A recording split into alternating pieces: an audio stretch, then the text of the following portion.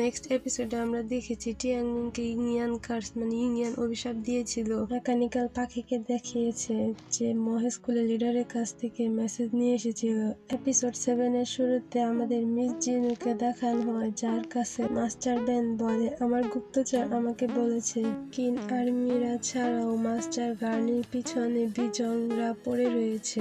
Miss Jinu বলে বিজং কবে থেকে মহেশ স্কুল খুঁজছে। তবে যাই হোক না কেন, আমাদের কাছে একটি ভালো উপায় এসেছে বিজংকে ফাঁদে ফেলা। দ্বিতীয় দিকে ইউবি আর টিয়াংমিন নদীর কিনারে বসেছিল। ইউবি একটি নেকলেস দেখে কান্না করছিল। টিয়াংমিন বলে, তুমি কান্না করছো? ইউবি বলে, না একদমই নয়। টিয়াংমিন বলে, তোমার হাতের নেকলেসটা কিন্তু অনেক সুন্দর। ইউবি বলে, এই নেকলেস আমাকে আমার মা দিয়ে গেছিল। টিয়াংমিন জিজ্ঞাসা করে, তুমি কোথা থেকে এসেছো? তোমার বাবা মা কোথায় থাকে? ইউবি বলে, আমি ইয়ান কিংডম থেকে এসেছি। আমি জানি না আমার বাবা মা কোথায়, কারণ আমি তাদের কোনোদিনও দেখিনি। আমি এই মহেশ স্কুলে বড় হয়েছি। টিয়াংমিন বলে, তুমি আমার মতোই, এতে কান্না করার কিছুই নেই। ইউবি টিয়াংমিনকে জিজ্ঞাসা করে, তুমি তোমার বাবা মাকে কখনো মিস করনি? টিয়াংমিন বলে, না, আমি একাই খুশি আছি, কিন্তু কখনো কখনো স্বপ্নে আমি একটি মহিলাকে দেখতে পাই। তাকে ডাকার অনেক চেষ্টা করি, সে চলে যায়, আমি তাকে ডেকে পাই না। আমার মনে হয় সে আমার মা। ইউবি জিজ্ঞাসা করে, আর তোমার বাবা? আমি তাকে কখনো দেখিনি, তবে আমাকে বলেছে সে অনেক ভালো তরোয়াল চালাতে পারে। আমি জানি না সে আমাকে কেন ছেড়ে চলে গেছে, তবে আমার বিশ্বাস সে আমাকে কোনো না কোনো একদিন অবশ্যই নিতে আসবে। হয়তো সে আমাকে খুঁজে পায়নি, তবে আমি একদিন অনেক শক্তিশালী হব, অনেক ফেমাস হব, জানি সে আমাকে খুব সহজেই খুঁজে পায়। ইউবি বলে, আমি যেদিন তোমাকে প্রথম মাস্টার গার্নির সাথে দেখেছিলাম, আমার মনে হয়েছিল সেই তোমার বাবা হয়। টিয়াংমিন মনে করে সেও প্রথম দেখাতে তাকে তার বাবা মনে করে ফেলেছিল।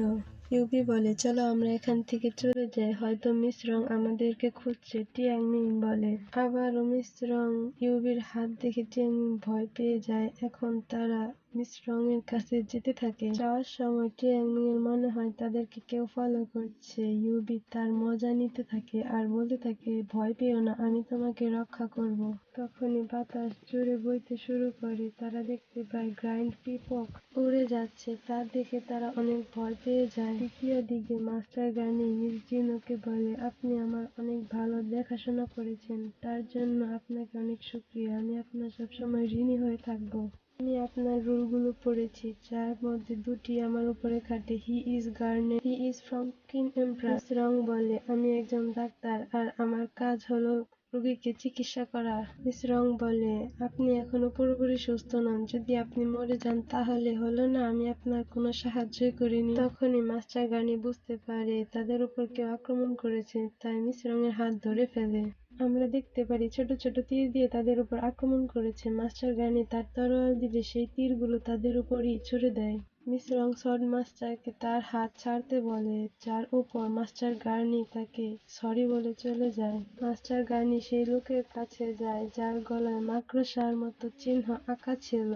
তা দেখে মাস্টার গার্নি অবাক হয়ে যায় আর বলে, কিন মিনিয়ন্সরা এখানে চলে এসেছে। তখন টিয়াংমিন চলে আসে। লাশ দেখে টিয়াংমিন বলে, আঙ্কেল গার্নি, আপনি কি ঠিক আছেন? আপনার তো কোথাও চোট লাগেনি? মাস্টার গার্নি তার কলারে সাদা পাখির পালক দেখে বলে, বাইফ্যাং এখানে চলে এসেছে। তখনই সেখান থেকে ব্লু কালারের পাখি উড়ে যেতে থাকে। মাস্টার গার্নি সেই সাদা পালক দিয়ে তাকে আঘাত করে। টিয়াংমিন পাখিটিকে ধরে নিয়ে আসে। মাস্টার গার্নি বলে, এই পাখি দ্বারা আমাদেরকে খুঁজে পেয়েছে। Blue bird, tracking bird, white feather, just like tracking chap, আমাদের ওপর অনেক আগে থেকেই নজর রেখেছে। এখন আমাদের এই মুহূর্তে এখান থেকে চলে যেতে হবে। তারা একটি চ্যারিয়ট নিয়ে সেখান থেকে চলে যেতে থাকে। মাস্টার গার্নি বলে, এই ব্লু পাখিটি অনেক ভালো, অনেক কাজের চেয়েও তীক্ষ্ণ তার চোখ। সে যখন উড়ে যায় তখন কোনো আওয়াজ করে না, এবং তার জন্য সাদা পাখির পালক একটি সংকেত ছিল। যার উপরে এই সাদা পালকটি থাকবে তাকে ওই পাখিটি ফলো করতে থাকবে। ইউবি মিস জিনুকে বলে, মাস্টার বেন এখনো আসেনি, তার জন্য আমার অনেক চিন্তা হচ্ছে। মিস রং বলে, আমি রাস্তা দিয়ে আসার সময় কিছু নিশানা রেখে এসেছি, যেন সে বুঝতে পারে আমরা কোথায় আছি। টিয়াংমিং মাস্টার গার্নিকে বলে, আমরা এরকম পালিয়ে কেন যাচ্ছি, আমরা তো তাদের সাথে ফাইট করতে পারতাম। তাদের এই জায়গার প্রতি কোনো ধারণাই ছিল না, তবুও তারা এই জায়গাটি খুঁজে পেয়েছে, তার মানে তারা পুরো প্রস্তুতি নিয়ে এসেছে আমাদেরকে মেরে ফেলার জন্য। এর জন্য আমাদের সেখান থেকে চলে আসাটাই ভালো। আমরা দেখতে পারি একটি পাখি তাদের পিছু নিচ্ছে। সর্ট মাস্টার চ্যারিয়েটটি তাড়া করে পুরো চ্যারিয়েটটি খুঁজতে থাকে। সে একটি সাদা পাখির পালক দেখতে পায়। পালকটি সরিয়ে দ্বিতীয়বার আবারও যাত্রা শুরু করে। তখনই বাতাস জুড়ে বইতে শুরু করে আর আমরা অনেক বড় পাখিটিকে দেখতে পাই। মাস্টার গার্নি চ্যারিয়েটটিকে অনেক দ্রুত চালাতে শুরু করে আর পাখিটি অনেক দ্রুতই ছিল। পাখিটি চ্যারিয়েটটিকে ধরতেই যাচ্ছিল। মাস্টার গার্নি তার শর্টকাট রাস্তা নিয়ে ফেলে। সে কিছুক্ষণ পরে আবারও চলে আসে। এইবার ঘোড়াটিকে ধরে আকাশে নিয়ে যেতে থাকে। চ্যারিয়েটটি আকাশে উড়তে থাকে। সর্ট মাস্টার ঘোড়াটির সাথে চ্যারিয়েটের দড়িটি কেটে দেয়। চ্যারিয়েটটি পাহাড় থেকে পড়ে যাচ্ছিল। মাস্টার গার্নি টিয়াংমিংকে চ্যারিয়েট থেকে ফেলে দেয় আর নিচে নেমে চ্যারিয়েটটিকে ধরে রাখার চেষ্টা করে, কারণ চ্যারিয়েটের ভিতরে মিস চিনু আর ইউবি ছিল।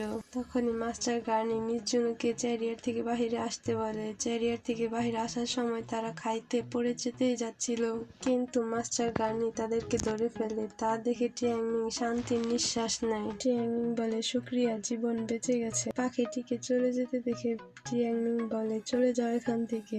তারা সবাই অনেক কষ্ট করে বেঁচে যায়, কিন্তু তখনই সেই ব্লু পাখিটিকে আমরা দেখতে পাই। তখনই অবাক হয়ে যায় আর সাদা পালকটি খুঁজতে থাকে। ইউবি বলে, তার কোনো দরকার নেই। তখনই সে পাখির সাদা পালকটি দেখায়। তখনই তারা অবাক হয়ে যায় আর ভাবতে থাকে, ইউবি এটা কি করেছে। মাস্টার গার্নি বলে, আমি বুঝতে পারলাম না তুমি এটা কেন করেছো। ইউবি বলে, ইয়ানড্যান, তোমার মনে আছে? রেগে গিয়ে বলে, মনে আছে কি নেই। এর সাথে আমাদের এপিসোড 7 শেষ হয়।